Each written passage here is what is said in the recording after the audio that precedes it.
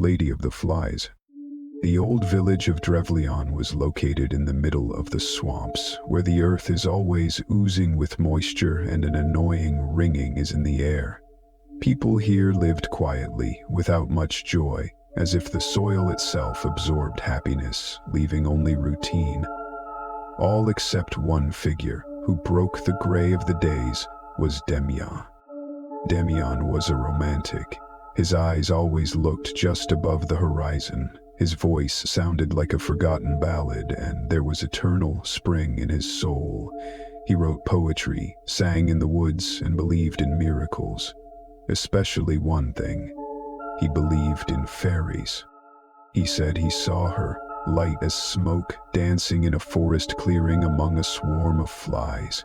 She wore a dress made of cobwebs, and her hair streamed like darkness in motion. She didn't speak, but Demyan could hear her voice, a whisper in the sound of her wings. He called her the Lady of the Flies.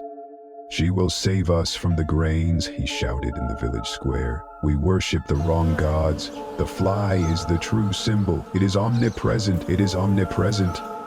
At first, they laughed at him. Then they began to shy away, and then the fear began. Demyan built an idol. In the ravine behind the village, among the bogs and rotten driftwood, he erected a creepy figure. A body made of animal bones, wings made of sticks and feathers, a head, a goat's skull, crowned with a crown of flies. He made sacrifices, meat, bread, even his own blood. And every day the flies in the village multiplied. They were everywhere, in the food, in the beds, in the wells. People complained, but there was nothing they could do. The sky itself seemed to be buzzing, and Demyan was beaming. "It's her." "What is it?" he whispered. "She's coming."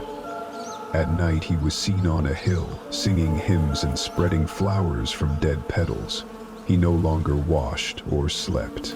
His face was covered with bites and his eyes were inflamed, but he was smiling. He'd give anything for her. One day, he entered the village with a prophecy. "The night will come when she will receive me, when I become one of her chosen ones, and then the flies will find their temple." He disappeared that night. They were looking for him. They found only footprints, barefoot, leading into the ravine. The idol had fresh blood. Only Roy was lying in the place where Demyan had stood before, humming, dense, alive.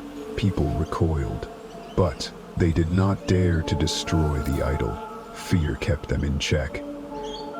Many years have passed since then. Demyan became a horror story, a legend that frightened children, like, "Don't touch the fly. It could be the messenger of the lady," they say. "Don't go into the ravine at night." There are still whispers.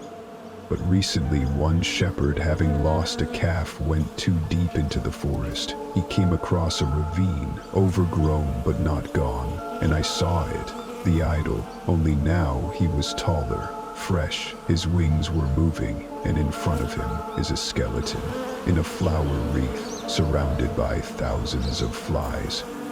The shepherd ran away, but he was found dead the next morning. The whole body is covered in bites.